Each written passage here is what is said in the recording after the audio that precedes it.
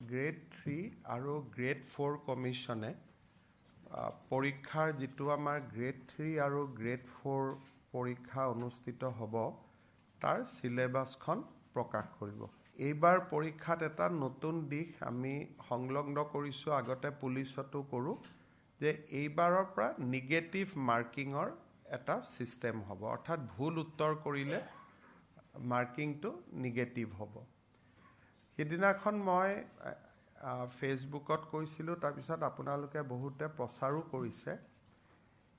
এইবাৰৰ যিটো পৰীক্ষা ই অলপ খুব এটা চেলেঞ্জিং এক্সাম হ'ব, যে পাৰ্টিকুলাৰ এটা ছাবজেক্টত 11 লাখ পৰীক্ষাৰ্থী পৰীক্ষা দিব। আমি যেতিয়া মেট্ৰিক পৰীক্ষাও পাতোঁ, হায়েষ্ট আমাৰ কেণ্ডিডেট হয় 5 লাখ। 11 লাখ পৰীক্ষাৰ্থীক লৈ পৰীক্ষা পাতাৰ ৰেকৰ্ড ইউপিক বাদ দি কোনো ষ্টেটৰ আজিলৈকে নাই। কাৰণ ইউ পিয়ে কোনোবা পৰীক্ষা 18 লাখ কেণ্ডিডেট হয়, তেওঁলোকৰ জনবসতি বহুত, কিন্তু অসমত 11 লাখৰ কোনো পৰীক্ষা আজিলৈকে কেতিয়াও কোনেও অনুষ্ঠিত কৰাৰ প্ৰয়োজনীয়তা অহাই নাছিল। এইবাৰ আমি নিযুক্তিত এটা দিশ আছিলে যে এইবাৰ আমি ফিজ লোৱা নাছিলোঁ, অৰ্থাৎ পৰীক্ষা দিয়াৰ কাৰণে কোনো ফৰ্ম ফিল আপৰ কাৰণে কোনো মাচুলৰ প্ৰয়োজন নাছিলে, সেইকাৰণে নাম্বাৰটো বাঢ়িলে। দ্বিতীয়তে ফাৰ্ষ্ট পৰীক্ষাটোত যিটো এটা মানুহে ট্ৰান্সপাৰেঞ্চি দেখিলে, স্বচ্ছতা দেখিলে, যে দুখীয়া ল'ৰা ছোৱালীয়ে নিযুক্তি পাইছে, সিও প্ৰেৰণা যোগালে। তাৰ ফলত 11 লাখ কেণ্ডিডেট হৈ গ'ল। মই ইমান আশা কৰা নাছিলোঁ। পৰীক্ষা পতাটো আমাৰ বাবে এটা খুব চেলেঞ্জ হ'ব। ডিচিসকলেও চেণ্টাৰ কৰিব পাৰিব নোৱাৰিব, তেওঁলোকেও যথেষ্ট কষ্ট কৰিব লাগিব। যি নহওক, আমি আগবাঢ়ি গৈ থাকিম আৰু সময়ে সময়ে যি ডেভেলপমেণ্ট হয় আপোনালোকক জনাই থাকিম।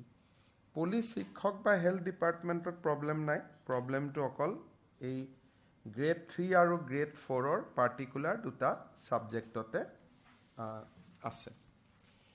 গ্ৰেড 3 আৰু গ্ৰেড 4 কমিশ্যনে পৰীক্ষাৰ যিটো আমাৰ গ্ৰেড 3 আৰু গ্ৰেড 4 পৰীক্ষা অনুষ্ঠিত হ'ব তাৰ চিলেবাছখন প্ৰকাশ কৰিব। এইবাৰ পৰীক্ষাত এটা নতুন দিশ আমি সংলগ্ন কৰিছোঁ, আগতে পুলিচতো কৰোঁ, যে এইবাৰৰ পৰা নিগেটিভ মাৰ্কিঙৰ এটা ছিষ্টেম হ'ব, অৰ্থাৎ ভুল উত্তৰ কৰিলে মাৰ্কিংটো নিগেটিভ হ'ব। সিদিনাখন মই ফেচবুকত কৈছিলোঁ, তাৰপিছত আপোনালোকে বহুতে প্ৰচাৰো কৰিছে। এইবাৰৰ যিটো পৰীক্ষা ই অলপ খুব এটা চেলেঞ্জিং এক্সাম হ'ব, যে পাৰ্টিকুলাৰ এটা ছাবজেক্টত 11 লাখ পৰীক্ষাৰ্থী পৰীক্ষা দিব। আমি যেতিয়া মেট্ৰিক পৰীক্ষাও পাতোঁ, হায়েষ্ট আমাৰ কেণ্ডিডেট হয় 5 লাখ। 11 লাখ পৰীক্ষাৰ্থীক লৈ পৰীক্ষা পাতাৰ ৰেকৰ্ড ইউপিক বাদ দি কোনো ষ্টেটৰ আজিলৈকে নাই। কাৰণ ইউ পিয়ে কোনোবা পৰীক্ষা 18 লাখ কেণ্ডিডেট হয়, তেওঁলোকৰ জনবসতি বহুত, কিন্তু অসমত 11 লাখৰ কোনো পৰীক্ষা আজিলৈকে কেতিয়াও কোনেও অনুষ্ঠিত কৰাৰ প্ৰয়োজনীয়তা অহাই নাছিল। এইবাৰ আমি নিযুক্তিত এটা দিশ আছিলে যে এইবাৰ আমি ফিজ লোৱা নাছিলোঁ, অৰ্থাৎ পৰীক্ষা দিয়াৰ কাৰণে কোনো ফৰ্ম ফিল আপৰ কাৰণে কোনো মাচুলৰ প্ৰয়োজন নাছিলে, সেইকাৰণে নাম্বাৰটো বাঢ়িলে।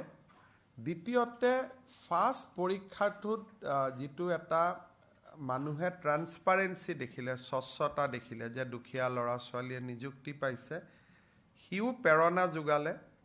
তাৰ ফলত 11 লাখ কেণ্ডিডেট হৈ গ'ল। মই ইমান আশা কৰা নাছিলোঁ। পৰীক্ষা পতাটো আমাৰ বাবে এটা খুব চেলেঞ্জ হ'ব। ডিচিসকলেও চেণ্টাৰ কৰিব পাৰিব নোৱাৰিব, তেওঁলোকেও যথেষ্ট কষ্ট কৰিব লাগিব। যি নহওক, আমি আগবাঢ়ি গৈ থাকিম আৰু সময়ে সময়ে যি ডেভেলপমেণ্ট হয় আপোনালোকক জনাই থাকিম পুলিচ শিক্ষক বা হেল্থ ডিপাৰ্টমেণ্টত প্ৰব্লেম নাই প্ৰব্লেমটো অকল এই গ্ৰেড 3 আৰু গ্ৰেড 4ৰ পাৰ্টিকুলাৰ দুটা ছাবজেক্টতে আছে